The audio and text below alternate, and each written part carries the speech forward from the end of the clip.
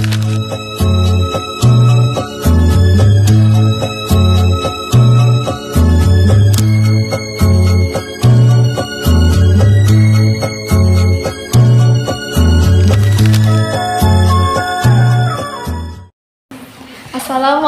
warahmatullahi wabarakatuh. Waalaikumsalam warahmatullahi wabarakatuh. Saya Patricia Hindia Nafisa, absen 31 dan rekan Saya Aisyah Maulida Yufi, absen 2. Saya Hawa Dermara, presensi 16. Saya Marcella Putri Natasha, presensi 20. Di sini kami akan mewawancarai di bidang kewirausahaan. Di sini dengan Bapak siapa? Ya, Bapak Nasruddin. Baik, Pak Nasruddin. Ya. Izin mewawancarai di bidang kewirausahaan. Boleh, ya, boleh, Pak? boleh. Ya. Baik, pertanyaan pertama, bagaimana awal mula Anda memulai usaha aksesoris atau pakaian ini? Oh iya, jadi kalau ditanya awal mula, tentunya ada beberapa proses ya yang saya lewati, termasuk ketika pertama kali ingin berwirausaha ya. Sebelum ke aksesoris, saya sampaikan dulu sebelum berwirausaha saya ikut orang ya. Kemudian ada keinginan untuk bisa lebih berkembang ya. Kalau ikut orang itu kan dibatasi artinya jenengan digaji sekian sesuai dengan kriteria dari usaha yang jalankan. Kalau kita usaha sendiri tentunya pendapatan akan tidak ada batasnya, tergantung profit yang jenengan jalankan. Kenapa pilihannya ke aksesoris ya? Jadi waktu itu memang ada beberapa sih pilihan ya. Apa yang mesti saya jual dan apa yang kira-kira diminati oleh masyarakat. Nah, saat itu saya berkonsultasi dengan beberapa orang yang sudah berpengalaman di penjualan ya. Akhirnya saya memilih aksesoris. Aksesoris itu keuntungannya lumayan, cuman memang resikonya juga besar. Barang rusak ya, barang ketinggalan mode, nah, itu termasuk salah satu sisi-sisi kelemahannya. Tapi asal kita perputarannya cepat ya, karena memang keuntungannya yang didapat lumayan besar, nah itu kan bisa menutup resiko-resiko itu. Nah itu yang mengapa saya memilih aksesoris sebagai alasan untuk saya berusaha. Baik, selanjutnya produk apa saja yang paling banyak diminati pelanggan? Ya, jadi sebenarnya tidak hanya aksesoris saja sih. Saya memang penjualan itu fluktuatif ya, jadi berubah-ubah lah. Mana trennya saat itu yang lagi banyak dijual ya. Di sistem saya itu ada yang penjualan terbanyak. Jadi saya bisa membaca yang lagi laku ini, yang diminati, yang sekarang lagi pengen dimaui anak-anak itu ini. Saya kan selain menjual aksesoris juga jual mainan di toko yang tadi ya. Nah itu kalau apa tadi ditanya? Produk yang paling diminati ya. Jadi seperti yang sama tadi tergantung trennya. Tapi yang standar itu kan aksesoris itu kan kalau di sini ya cenderung ke ya tali rambut, bros. Nah itu ya perputarannya lumayan lah. Itu lumayan. Selanjutnya, siapa target pasar utama dari usaha Anda? Jadi seperti yang saya sampaikan di awal tadi, saya jualan kan tidak hanya aksesoris ya, mainan juga ya, juga alat tulis, sepatu, tas gitu ya. Kalau berbicara target, sebenarnya target saya itu mulai dari anak kecil ya, kebutuhan bayi juga saya jual, anak kecil ya, mulai usia TK, SD, sampai SMP, sampai remaja. Nanti itu kan berputar terus ya. Di masa berputar terus gini, cah cilik tuku, cilik tuku mainan, wedok gede-gede kok, rata gede tuku cepet, gede sedikit tuku BH, CD dan sebagainya, tas. Nah itu nanti terus begitu. Jadi pelanggan itu akan ya cenderung kesini lah kalau sudah merasa nyaman. Jadi itu. Jadi dari semua kalangan gitu. Betul ya. Lalu, apakah produk dibuat sendiri atau handmade atau dari supplier? Jadi hampir tidak ada yang kita produksi sendiri ya. Kita memang tidak ke sana lah arahnya. Kita hanya cari barang, terus kita jual. Kaitannya dengan barang yang kita dapat, saya cenderung lebih ke cari barang di grosir ya, di grosir nanti saya jual aja. Ada juga sih supplier yang datang ke sini, cuman memang itu saya selektif betul ya. Kenapa begitu ya? Supaya saya bisa pantau harga, karena saya bergantung hanya pada supplier ya. Saya tidak cari di pasar grosir, itu akhirnya saya tidak tahu apa standar harganya. Kalau di grosir itu kan karena mereka bersaing ya, A, C, B, C, J itu kan harga kan cenderung lebih standar. Nah itu alasan saya kenapa saya lebih suka ke pasar grosir daripada supplier datang. Lalu, bagaimana cara Anda menentukan supplier yang tepat? Nah, jadi memang terseleksi dengan sendirinya. Jadi supplier itu cenderung terseleksi dengan sendirinya. Saya pernah punya pengalaman, itu ada supplier yang saya pikir ya lucu lah ya. Kita sudah berhubungan baik, ya sudah baik. Dia pertama kali datang, terus akhirnya saya order lewat online ya, lewat WhatsApp itu. Order sudah jelas, terus saya transfer. Tiba-tiba ada kejadian, dia tuh mau antar barang kecelakaan. Nah, Musibah. ya, jadi ini pembelajaran buat kita semua. Kita harus menghargai pelanggan. Artinya apa? Ketika terjadi semacam itu, komunikasi harus jalan. Nah, yang terjadi tidak semacam itu ya. Saya kan dirugikan ya, sudah transfer barang tidak dikirim, itu kan dirugikan. Saya kan tanya bagaimana kondisi sekarang, kapan bisa kirim kan gitu kan. Itu responnya sangat lambat. Nah, ini menjadi pelajaran untuk kita semua. Tidak boleh begitu. Antara pelanggan dan supplier antara supplier dan pelanggan harus kerjasama, komunikasi berjalan supaya tidak terjadi hal yang membuat salah satu pihak ini bertanya-tanya. Nah, itu kuncinya begitu. Selanjutnya, Ya. bagaimana proses Bapak menentukan kualitas produk sebelum dijual? Ya, jadi sekarang sih lebih mudah ya. Lebih mudah itu kan ada yang namanya SNI, Standar Nasional Indonesia. Asal barang-barang SNI itu kita cenderung lebih percaya lah. Jadi ada standar kualitasnya lah. Jadi gitu. Ini ya lebih memudahkan kita untuk menyeleksi. Tidak harus kita ya enggak lah. Jadi itu kuncinya. Baik, pertanyaan selanjutnya, bagaimana cara menentukan harga jual setiap produk? Gitu, Pak. Jadi memang ini sebenarnya rahasia dari kita masing-masing penjual itu punya Strategi harga, masing-masing. betul. Nah ini di saya itu memang berbeda-beda, prosentasinya beda-beda. Semakin barang itu dijual laris ya, dijual cepat. Nah tentu prosentasenya lebih sedikit. Prosentase yang kita persenan pendapatan lebih sedikit. Barang yang lama jarang peminatnya tapi pasti laku ya, itu bisa jadi persennya lebih besar. Nah ini kenapa begitu ya, supaya kita dalam persaingan antara pedagang itu kan ya kita tidak kalah saing lah, kira-kira begitu ya. Jadi kuncinya itu sih, saya laris, persennya saya sedikit kuncinya. Gitu.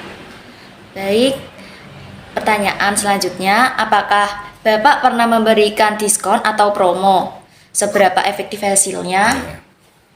Jadi kita itu kan pakai komuterisasi ya, jadi harga itu sudah standar komuter lah.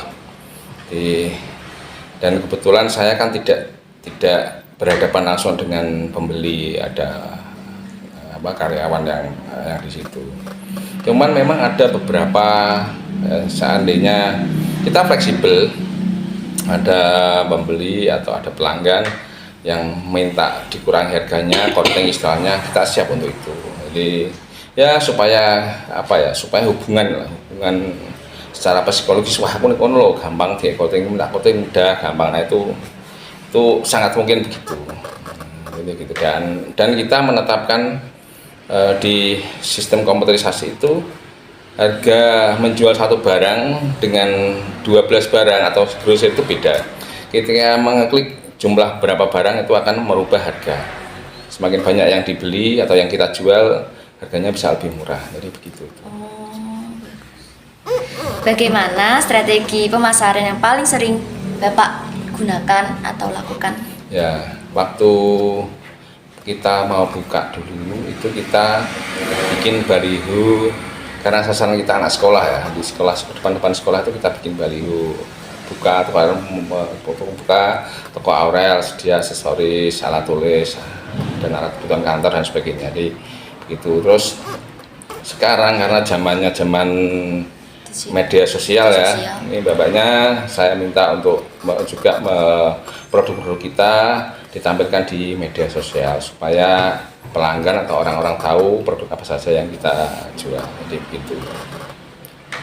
Kalau menurut Bapak, seberapa penting peran media sosial dalam menjalankan usaha ini? Ya, jadi memang lumayan sih, jadi lumayan penting juga. Terutama untuk toko-toko yang baru ya. Yang baru itu sekarang itu kan anak-anak pegang ya, pegang hampir semua orang tuh bermain di medsos. Jadi memang ya termasuk salah satu strategi yang paling mudah lah, paling gampang, murah. Jadi itu main di media sosial itu. Jadi memang itu yang sekarang lagi kita mainkan. Bagaimana cara Bapak mengatur stok agar tidak kehabisan atau menumpuk? Ya, jadi kita di sistem kita kan ada kartu stok itu. Jadi tapi yang sebenarnya paling ini sih. Jadi saya sendiri termasuk yang tidak punya banyak waktu untuk mengontrol ya, melihat stoknya itu paling ya tidak punya banyak waktu. Jadi saya lebih condong ke mbak-mbak yang di toko itu. Pak, yang kita butuhkan ini kebutuhan sekarang lagi ini, butuhnya ini. Jadi itu ya. Jadi saya serahkan ke mbak-mbaknya, order nanti order ke saya. Pak, yang kurang ini. Dan juga sering saya sampaikan ke mbak-mbaknya. Jadi seandainya kita polaan ya, jumlahnya 6, standarnya 6 atau 12. Itu kok penjualannya laris. Di order itu saya suruh solusi banyak itu Mbak. Banyak artinya saya mesti beli lebih dari yang biasa kita beli. Jadi begitu. Jika laris gitu ya Pak? Ya betul, laris itu kan nanti bapaknya waktu mau order saya suruh ini banyak. Nah itu nanti saya akan order lebih dari yang biasanya. Nah, jadi begitu. Menyesuaikan ya Pak? Betul. Ya, gitu. Apa tantangan terbesar yang pernah Bapak alami selama menjalankan usaha ini? Jadi tantangan terbesar sebenarnya dari diri sendiri sih. Jadi kalau masalah varietas dalam berusaha, orang itu kan ya sama ya, kita sama-sama pengen maju ya, sama-sama profesional, sama-sama standar, sama-sama punya iman. Akhirnya ya kita dalam bersaing itu standar lah. Standar itu ya pakai norma itu ya sewajarnya kita berusaha. Kendalanya yang paling besar apa? Sebenarnya kendalanya yang paling besar adalah diri sendiri. Maksudnya kenapa kalau diri sendiri? Nah, bagaimana kita memanage supaya usaha itu terus jalan. Jadi tidak pernah berhenti. Jadi kita harus selalu membriefing karyawan, tidak wegah, ya, tidak rosok-rosok, tidak untuk kulaan nanti. Terus tidak pernah bosan juga untuk selalu mencari barang-barang yang baru. Ketika kita di grosir itu tempat kita belanja itu, kita harus komunikasi baik. Mas, ini Mbak ini barang-barang yang sekarang lagi tren apa, yang paling laris apa, yang disukai apa. Nah, jadi begitu supaya kita up to date lah istilahnya. Jadi apa yang diinginkan kita selalu ada. Perkembangan zaman. Ya, betul. Kalau saat mengalami penurunan penjualan, apa yang dilakukan Pak Nasruddin untuk meningkatkan penjualan? Ya, jadi kita sudah berapa tahun ya? Sudah 10 tahun lah. Jadi sudah mengalami pasang surut dari apa yang ya penjualan kita. Tapi memang ada musim-musim tertentu di mana kondisi penjualan surut. Nanti di musim-musim tertentu penjualan naik atau bahkan pada puncak ya, puncak penjualan itu memang ada. Dan ketika sudah alam berbicara begitu atau kondisi memang begitu ya kita santai saja sih sebenarnya. Kita tidak menyikapi dengan oh saya harus berstrategi, enggak, karena memang karena sudah lama ya, jadi ya hanya karena faktor daya belinya saja yang turun, bukan karena apa-apa. Nah, jadi begitu ya, jadi faktor daya beli. Nah, kalau sudah begitu ya kita strategi ini kita belanjanya saja. Kalau memang penjualan kita tidak banyak, ada tinggi ya penjualannya, ya kita waktu belanjanya saja yang dikurangi. Biasanya seminggu 2 kali, kita ambil seminggu sekali, jadi kira-kira begitu. Strategi penjualan ya Pak? Ya, jadi, kalau khusus strategi apa ya kita enggak sih, sebenarnya enggak. Ya karena memang tahu ini di minggu-minggu atau bulan-bulan ini daya beli masyarakat karena memang ekonomi ini kurang bagus, jadi memang gitu sih yang terjadi. Kita nggak pakai strategi khusus ya, cuman ya itu tadi, kalau memang penjualannya menurun ya kita waktu belanjanya kita yang diperpanjang, dikurangi, jadi begitu. Lalu, apakah Bapak sering mengikuti tren fashion terbaru dan bagaimana cara Bapak mengikutinya? Ya, jadi mengenai hal itu sebenarnya tren itu kan gini Mbak ya, terbaca dengan sendirinya ya. Terbaca artinya apa? Ini kok dalam waktu seminggu ini kok saya sediakan barang sekian kok habis loh. Jadi yang kita baca itu saja sih. Jadi kita terus literatur apa enggak sih, kita mudah lah. Jadi kebetulan apa yang kita jual sih itu aja. Mau seandainya mainan ya, oh saat ini gasing anak lagi main itu kan ya, terus yang terbaca sekali lah, mudah lah. Atau ini anak lagi suka main kartu ya, mudah sekali bacanya. Jadi gitu. Apakah pelanggan sering melakukan pembelian ulang? Menurut Bapak, mengapa hal itu terjadi? Pembelian maksudnya? Pembelian ulang kayak membeli barang-barang tertentu itu kayak terus-menerus gitu loh. Oh gitu ya. Jadi yang banyak sih item yang kita jual. Ada beberapa item yang pelanggan itu belinya sekali ya. Sekali itu kan maunya gini. Oh kita mainan maunya ya. Mainan itu kalau sudah punya model ini ya nggak beli lagi, kecuali barang-barang yang lain ya. Oh ini cepet mana ya, tali rambut itu kan kadang-kadang begitu. Oh, ini ada baru mereka beli lagi, ada baru, jadi ya kita mengikuti ini saja, barang-barang yang bagus lah. Jadi kan itu kan berkembang terus Mbak. Jadi barang itu berkembang terus setiap saat lah, setiap waktu, terus tidak setiap hari, setiap saat. Jadi kita hari ini begini, seandainya besok kita lagi, wow sudah ada beberapa item yang berubah. Dan kita pintar-pintar saja menyeleksi ya, mana yang kira-kira diminati ya. Jadi kita punya apa ya, feeling saja lah. Oh ini apik ini menurut saya atau menurut istri saya. Artinya yang itu ada sih ibu ya, pendamping saya itu lebih karena dia perempuan lebih mudah membaca. Jadi oh ya, jadi kita memang dalam mencari barang itu kita bagi.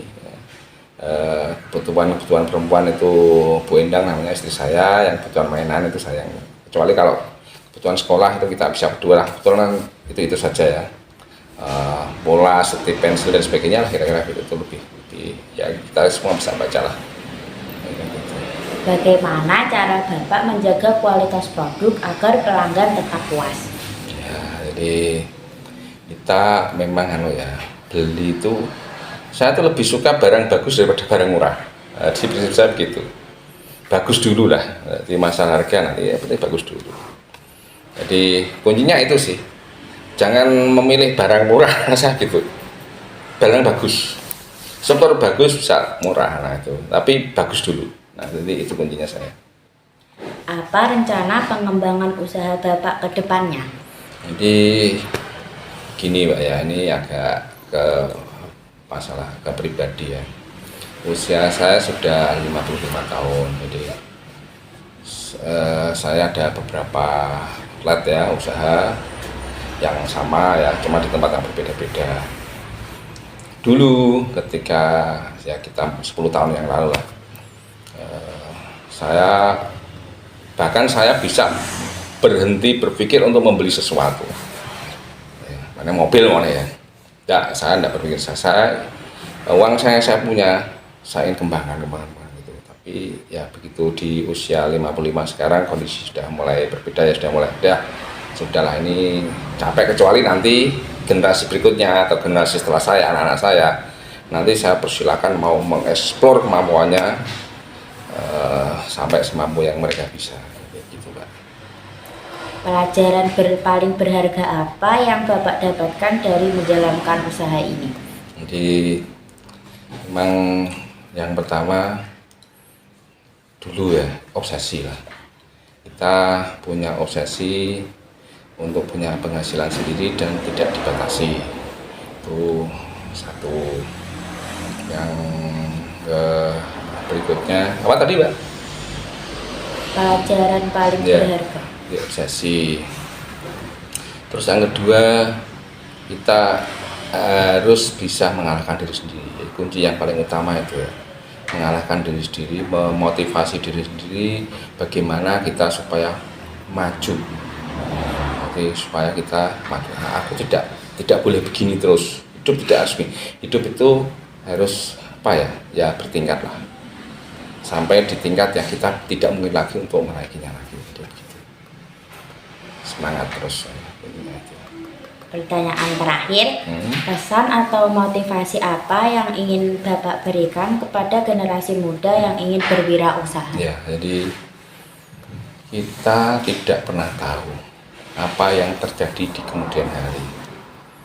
Jadi saya memulai ini ya, usaha ini, dan satu lagi, kita jangan pernah takut di usia berapa atau kapan kita mau aku wis tua, aku wis gede, mau usaha ini cepat, jangan pernah gitu. Jadi itu kuncinya ya. Yang saya tadi, kita tidak pernah tahu bagaimana nanti terjadi ya. Kadang-kadang kita begini, bapakku nanti modal, bapak tidak pengusaha, bapak saya bukan orang kaya. Apakah mungkin saya bisa menjadi gini-gini? Tidak. Jadi kita tidak pernah tahu yang terjadi di kemudian hari. Asal kita mau, asal kita ingin, dan keinginan itu kita kejar dengan usaha dan doa, insya Allah akan berikan jalan. Jadi itu pentingnya. Percaya pada diri sendiri. Ya, betul. Jadi semakin kita kuat mengejar keinginan itu, Tuhan akan berikan jalan. Tentunya harus dengan diri, doa dan restu dari orang tua. Jadi itu Pak. Terima kasih Pak sudah berkenan untuk diwawancarai. Oh ya baik. Semoga untuk kalian bisa mendapatkan ilmu dari Pak Nasruddin untuk memulai usaha atau ingin tahu informasi tentang usaha ini. Terima kasih. Wassalamualaikum warahmatullahi wabarakatuh. Waalaikumsalam warahmatullahi wabarakatuh.